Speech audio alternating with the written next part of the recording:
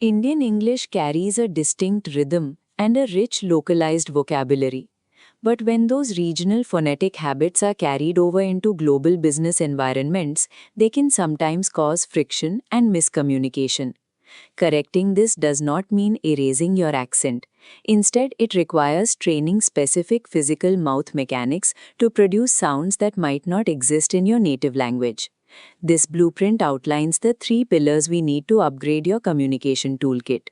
First, pronunciation mechanics. Second, global vocabulary. And third, routine vocal drills. Achieving global fluency requires very little new vocabulary. You simply have to train your mouth and ears to process the words you already know in a physically different way. The first major point of friction involves the letters V and W. In some Indian languages, these sounds are interchangeable. In English, confusing them turns a word like very into very.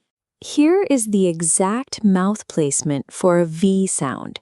Your upper teeth must touch your bottom lip. Practice these. Vine, vest, vital. The W sound is completely different. Your lips round into a tight circle, like a kiss. Practice these. Wine, west, aware. The next physical challenge comes from consonant clusters, two consonants placed right next to each other, like SP or TR. Because these are rare in Indian languages, the brain automatically inserts an extra vowel to make them easier to say, turning space into espace. To fix this, isolate the two consonant sounds completely. Say the S, then say tar. Slowly repeat them, closing the gap between the sounds until they connect into a single clean word, star. Forcing your mouth into these specific shapes and rhythms builds muscle memory. The physical lag between the letters vanishes, solving the phonetic confusion. With the physical mechanics locked in, we can adjust the structural rules of the language. We will start with a common trap for Indian speakers, the articles a, an, and the. This text graphic highlights two unbreakable rules. Never use the before the name of a city, so the Mumbai becomes simply Mumbai. And use a before any word that begins with a consonant sound. Even though unique starts with a U, it sounds like a Y, so it requires a unique. Next, we have to address Indianisms. These are phrases that translate perfectly well in local regional languages, but often confuse global colleagues. Look at this translation chart. Revert back is redundant. Replace it with a simple reply. Swap out do the needful for take necessary action.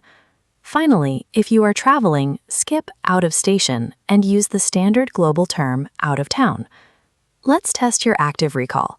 Pause the video, correct the Indianism in this sentence, check your articles, and read it out loud. Here's the fix. I will reply about the very unique vest. Hitting these phonetic targets aligns your speech with global professional phrasing.